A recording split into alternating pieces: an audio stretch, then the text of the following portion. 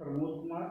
मैं क्लास 12 की फर्स्ट और सेकंड पेपर केमिस्ट्री का आपको एग्ज़ाम करीब आ रहा है, उसके समकक्ष में कुछ इम्पॉर्टेंट पॉइंट आपको जो है समक्ष पेश करता हूँ। उसको आप समझे, आप इत्मीनान से।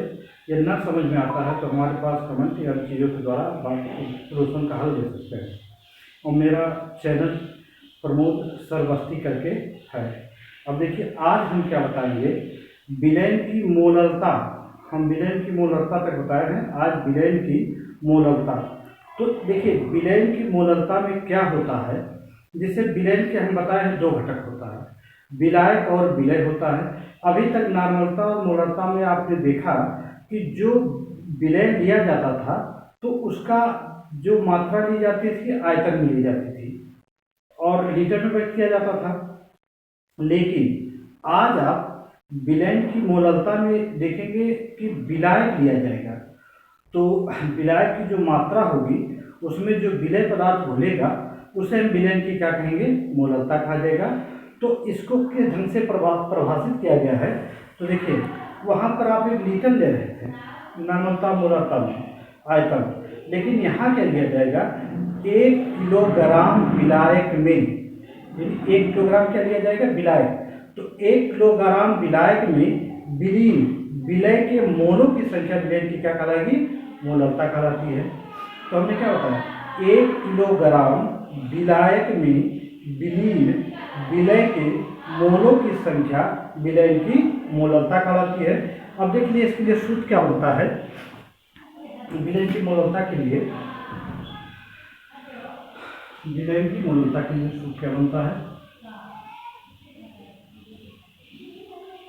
विलयन की मोलरता, विलयन की मोलरता, विलयन की मोलरता, विलयन की मोलरता बराबर क्या होता है, देखिए विलय का आप जो मात्रा गणना करेंगे उसको मोल में लिया जाएगा, तो विलय की मोलों की संख्या, विलय की क्या लिया जाएगा, मोलों की संख्या, विलय के मोलों की संख्या, विलय के मोलों की क्या हो जाएगी, संख्या, विलय के मोलों की संख्या बटे विलायक की जो मात्रा होगी किसमें हो जाएगा, किलोग्राम में। विलायक की मात्रा किसमें लेंगे, किलोग्राम में। यदि किलोग्राम में दिए हैं तो आप यही सूत्र का प्रयोग करेंगे। लेकिन आप देखिए ध्यान से कि आप कहीं भी सवाल इसको पत्र लगाएंगे तो किलोग्राम में ना देखें, वह ग्राम में दिया रहेगा। यदि ग्राम में देता है तो हम क्या करेंगे, इसके लिए इसको इस माध्यम से दर्शाया जाता है। और विलय की मोलों की संख्या भार बटे अनुभार होता है, तो स्मॉल w भार हो जाता है विलय का, और स्मॉल m क्या हो जाता है, अनुभार हो जाता है। और विलायक की मात्रा अर्थात कैपिटल W से दर्शाई जाएगी।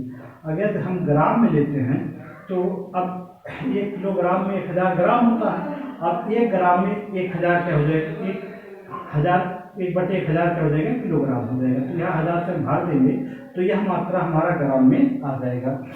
अब देखिए, इसके प्रति एक सवाल हम लेते हैं। आपको सवाल,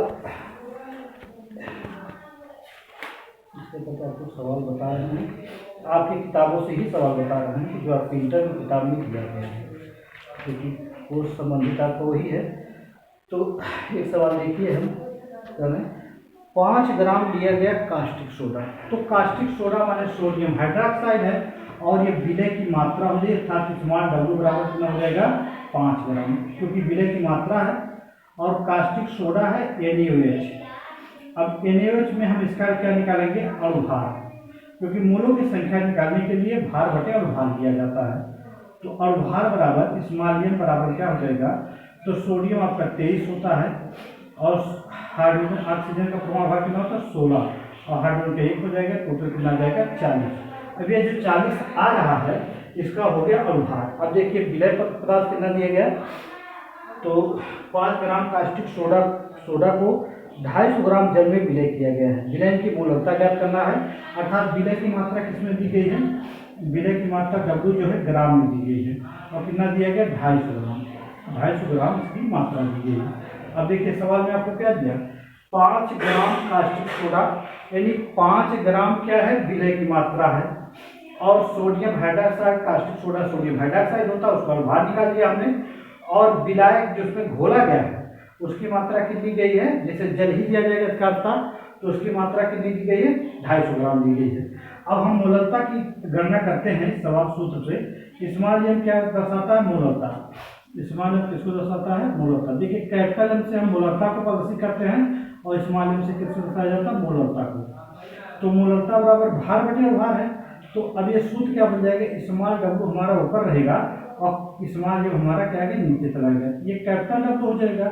अब इसको ग्राम में हमने व्यक्त किया है, अर्थात 1000 से यहाँ क्या करेंगे, गुणा कर दिया जाएगा। अब देखिए, अब यहाँ पर कैपिटल स्मॉल डब्ल्यू के स्थान पे आपका 5 ग्राम दिया गया है, 1000 से आप गुणा करेंगे और स्मॉल डब्ल्यू स्मॉल एम जो है कितना आया है आपका 40 आ गया है और गुणे कितना आ गया 250 आपका विलायक की मात्रा दी गई थी। अब 0 से 0 ये कैंसिल हो जाएगा, ये 0 से 0 ये कैंसिल कर जाएगा और कितना हो जाएगा, 25 हो जाएगा, 5 हो जाएगा और 5 दूनी कितना हो जाएगा, 10 हो जाएगा।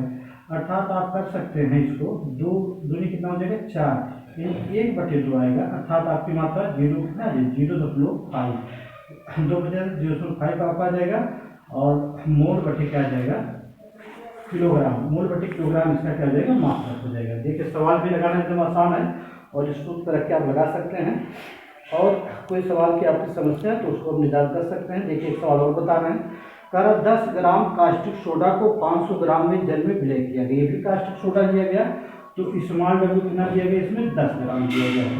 और कास्टिक सोडा स्मॉल एम आप भी आप पहले देखे हमने निकाला है, तो इसकी मात्रा कितनी हो जाएगी, NaOH की, और भाग क्या हो जाएगा 40 आ जाएगा। और 500 ग्राम जल में विलय किया गया है, अर्थात कैपिटल डब्ल्यू कितना दिया गया, 500 ग्राम दिया गया है। अब इस सूत्र में रख के इसका भी मान निकाल लिया जाएगा, बहुत इजी सवाल है। तो गुणे क्या हो जाएगा 1000 बटे आप करेंगे स्मॉल एम गुणे कैपिटल डब्ल्यू इंटू क्या हो जाएगा, ग्राम हो जाएगा। अब देखिए, अब इसी सूत्र में रख दीजिए, इसका आंसर निकल आएगा। अब स्मॉल डब्ल्यू के स्थान पर हमने 10 लिखा, 1000 के ऊपर रहेगा तो फिर ग्राम में हमने विलय की मात्रा ली है और नीचे आ जाएगा 40 और गुणे कितना हो जाएगा 500। अब ये 2 0 से 0 कैंसिल हो जाएगा, 1 0 से कैंसिल हो जाएगा, तो 5 में कितना होता है 10 होता है और दूसरी कितना हो जाएगा 4, कितनी परसेंट, ये भी आपको वही आंसर सेम आ गया 0.5 मोल बटे क्या आ जाएगा आपका आ जाएगा किलोग्राम। ये आपका सवाल था, ये हल हो गया। अब देखिए आगे इसके बारे में आप देखिए, जो सिलेबस में आपके इंटर में दिया गया है, आप मोल प्रभाज क्या दिया गया है, मोल प्रभाज। अभी तक आप विलय की मात्रा गणना करते आए हैं, चाहे नार्मलता हो जाए, चाहे मोलरता हो जाए, चाहे मोलरता हो जाए। लेकिन एक चीज़ और देख लीजिए, मोलर विलय किसे कहा जाता है, क्या कहा जाता है, मोलर विलय। तो मोलर विलय में क्या होता है, 1 किलोग्राम विलायक में विलय के 1 मोल अगर उपस्थित है, देखिए 1 किलोग्राम हमने विलय किया और विलय पदार्थ अगर 1 मोल उपस्थित है तो उसे हम क्या कहेंगे, मोलर विलय कहा जाएगा। इसमें चेंजेस कितना करना, अगर विलय पदार्थ 1 मोल उपस्थित उसे मोलर विलय कहेंगे। तो 1 किलोग्राम विलायक में विलय 1 मोल उपस्थित हो तो उसे हम क्या नाम देंगे, विलयन का, अब उसे मोलर विलयन कहा जाएगा। अब देखिए मोल प्रभाज क्या होता है।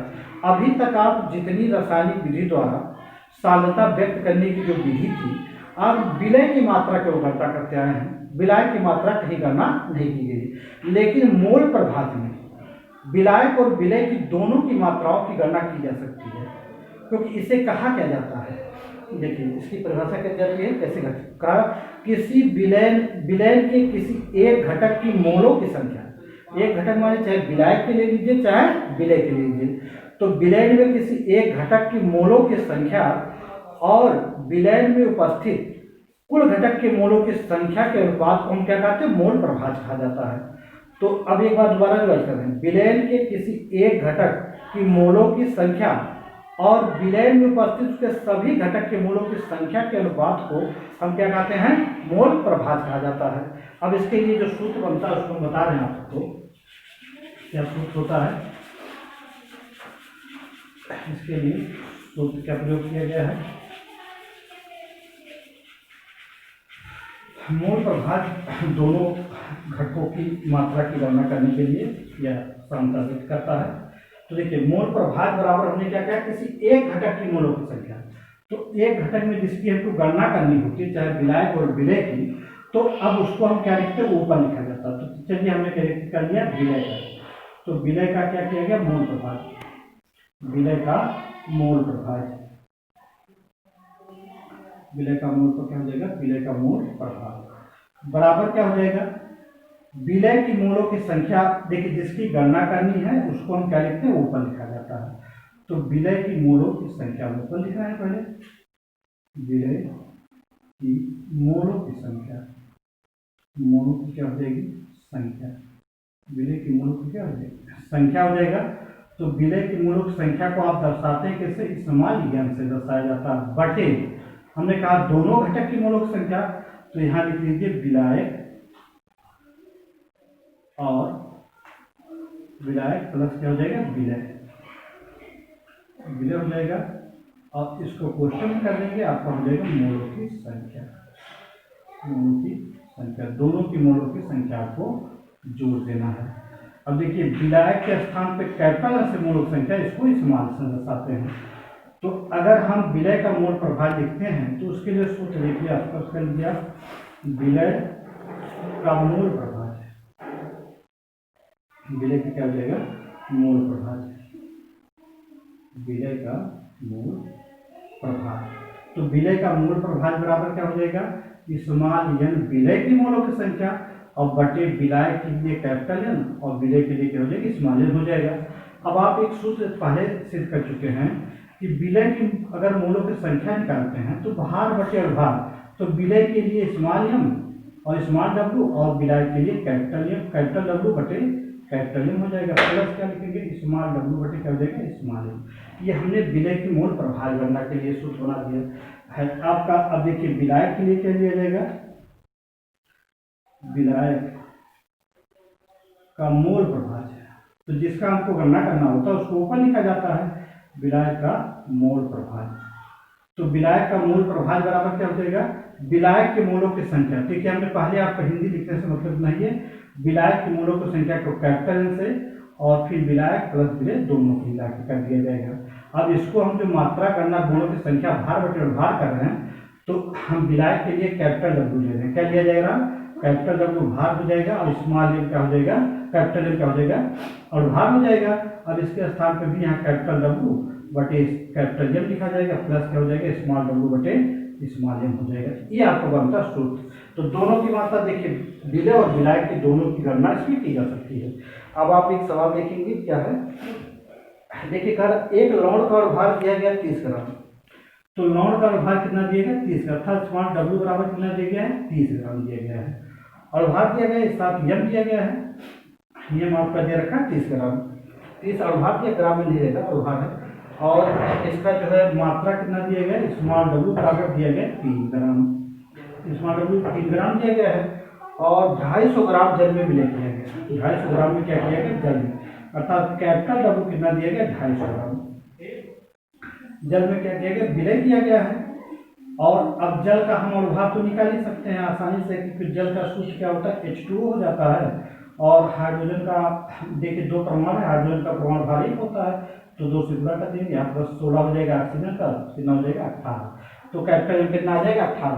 अब अलग अलग हम दोनों को मूलों की विलय और विलायक की मूलों की संख्या क्या करेंगे, गणना करेंगे, फिर सूत्र में रख के आपको मूल प्रभाज निकाला जा सकता है। तो पहले हम निकाल रहे हैं स्मॉल यानी विलय की मूलों की संख्या को, स्मॉल से आप देखिए जाता है यहाँ पर, तो इसके लिए मान क्या रखा जाता है, स्मॉल w बटे क्या होता है, स्मॉल m। देखिए मूलों की संख्या बराबर विलय का भार बटे विलय का क्या हो जाता है, अणुभार, जो कि विलय का भार आपको दिया गया है, और स्मॉल m कितना दिया गया, 3 ग्राम दिया गया है, और भार कितना दिया गया, 30 दिया गया। अब इसको कैंसिल करेंगे तो कितना हो जाएगा, 1/10 हो जाएगा, अर्थात 0.1 आपका इसका विलय का क्या निकल जाएगा, मूल प्रभाज, मूलों की संख्या निकल जाएगी। अब विलायक के लिए निकालेंगे तो कैपिटल W, तो कैपिटल W का मान दिया गया 250 बटे स्मॉल m कितना दिया गया, आ गया 18 आ गया, तो भार आपका 250 और भार आपका 18 आ गया। अब इसको आप कैंसिल कर सकते हैं, अब इसको कैंसिल कर दीजिए, यहाँ पर कट जाएगा, आपका काटेंगे 2 से काट दीजिए, 2 में 2 है, 2 में 4, 2 करके 10 हो जाएगा, और 2 कितना हो गया 18, 125 बटे कितना आ जाएगा 9 आ जाएगा। अब इसको भाग दे दिया एक बार में, 9 से भाग दीजिए 125 में, तो 9 3 आपका 9 हो जाएगा और 9 और 3 आपका 35 हो जाएगा और 9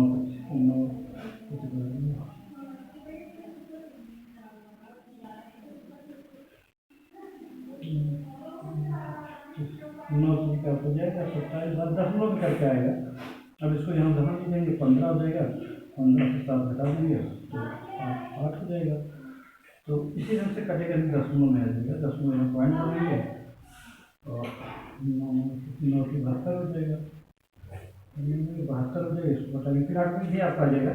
तो 13.8 इसका आ गया मोलों की संख्या आ गई। ठीक, अब हम क्या करेंगे, अब इन दोनों को रख के आपको मोल प्रभाज अलग अलग निकाला जाएगा। तो पहले विलय के लिए निकाल देते हैं, किसके लिए, विलय के लिए, विलय का मोल प्रभाज, विलय का मोल प्रभाज निकालेंगे, मोल प्रभाज निकाला जाएगा।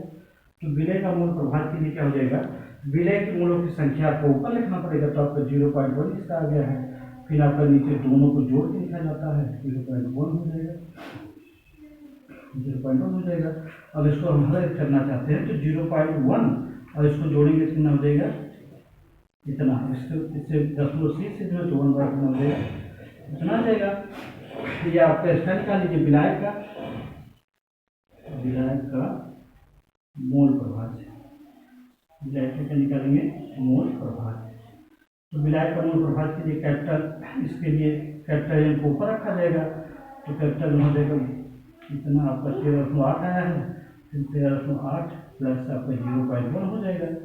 अब इसको हम जोड़ेंगे कितना आ जाएगा, 13.8 और 13.9। अब ही मात्रा आ जाएगी, इसको 10 कट जाएगा, 1308 बटे 1309, तो ये 10 करके आ जाएगा आपका, यही आपका हल करना है। एक सवाल और देखेंगे,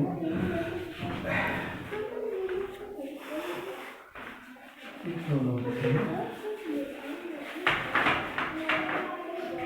सवाल और देख लीजिए, उसके बाद में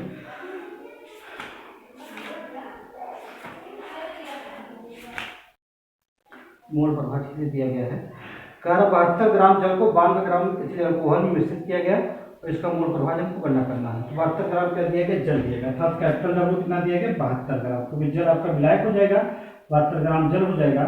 और स्मॉल डब्ल्यू कितना दिया गया, स्मॉल डब्ल्यू दे रखा है 92 ग्राम, स्मॉल डब्ल्यू 92 ग्राम दिया, जो कि दिया गया क्या, 72 ग्राम जल को इतने ग्राम इतने अल्कोहल में विलय किया गया।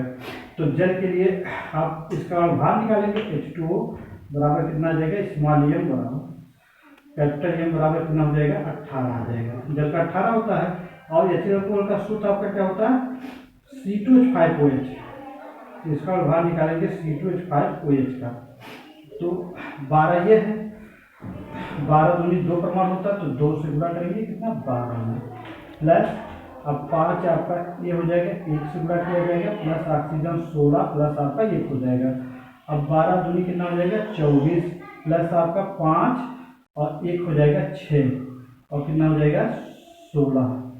तो ये इसको जोड़ेंगे तो हमारा कितना हो जाएगा 30 और 30 में आपका 6 जोड़ दीजिए 16, तो कितना हो जाएगा 46 हो जाएगा। आपका 46 क्या आ जाएगा, इसका विलय का जो है और भार आ जाएगा। अब अलग अलग मोलों की संख्या निकाल लीजिए, स्मॉल एन बराबर क्या हो जाएगा, स्मॉल डब्ल्यू बटे क्या हो जाएगा, स्मॉल एन हो जाएगा, तो इसका 12 हो जाएगा, इसका कितना हो जाएगा 46।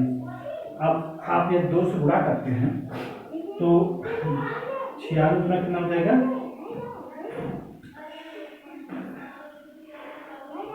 6 गुना कितना हो जाएगा, 92 आ जाएगा आपका।